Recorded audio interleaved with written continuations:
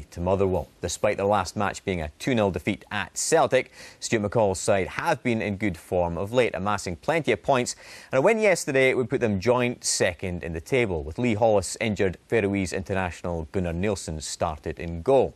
They faced a young Hearts side bruised and bloodied from the 2-0 home defeat to St Mirren and looking to bounce back. Callum Tapping, David Smith and Brad Mackay all came into the side. Hearts started the day on -7 points. With the story of the match at Fir Park, here's Brian McLaughlin. The home side dominated possession in the first half, but rarely troubled the Hearts' goal. They did, though, have claims for a penalty turned away, the ball striking the arm of Hearts defender Brad Mackay. On this occasion, a case of ball to hand. Hearts were proving dangerous on the break. Jordan McGee slipped in Jamie Walker. Keeper Gunnar Nilsson blocking Walker's effort, and David Smith's rebound deflected over the crossbar. Motherwell continued to push forward in the second period and more of a threat in goal. Sutton's header just wide, then from a corner Jimmy McDonald getting his fingertips to another Sutton header. Not for the first time this season, set pieces were proving to be a problem for Hearts. Another corner, Sean Hutchison beating Dylan McGowan to the ball. Callum Tapping proving that it does pay to have a man on the post. With just over an hour gone, the home crowd were stunned when Hearts took the lead. Scott Robinson feeding Ryan Stevenson. He had acres of space and time on the left-hand side to drive forward before firing the ball low beyond Nielsen and into the bottom corner of the goal. This was Stevenson's first goal of the season for Hearts after returning to the side from a knee injury.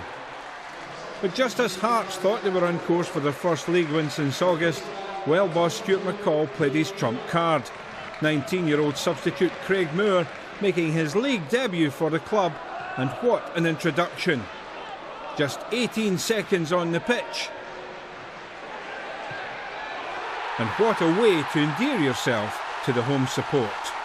Moore may well go on to have an excellent career in the game, but memories of his first touch in league football for Motherwell are always likely to be with him. With just 8 minutes left, another set piece. This time no reprieve for Hearts. Sean Hutchison again getting the better of McGowan. This time the ball ended up in the back of the net, breaking the Jambo's hearts.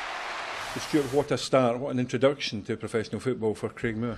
Yeah, the kid's been doing outstanding in the 20s. He went out on loan last season, down in the the Division 1, then it's Championship now, and scored lots of goals.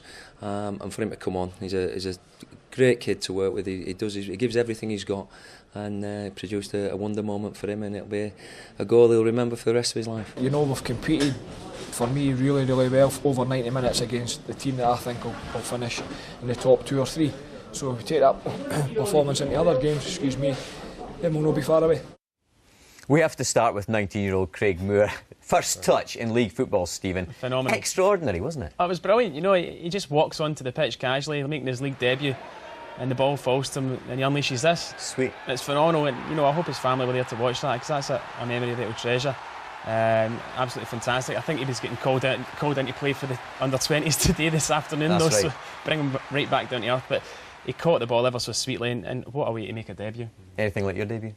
Nothing like my debut, no.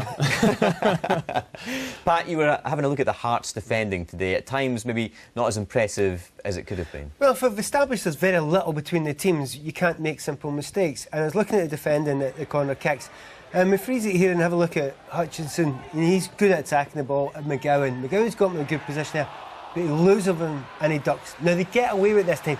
But you've got away with it once, don't do it again. Next corner. Go in there. He's too far away from him, he's a yard away, he's blocked by his own man as well. And really, if you make little mistakes like this, this is going to cost you dear.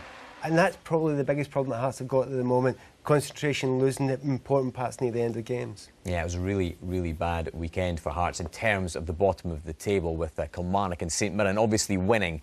And it means that Hearts are still stuck there on -7 points, 13 points now behind Kilmarnock. And this is how their fixture list looks over the next few weeks.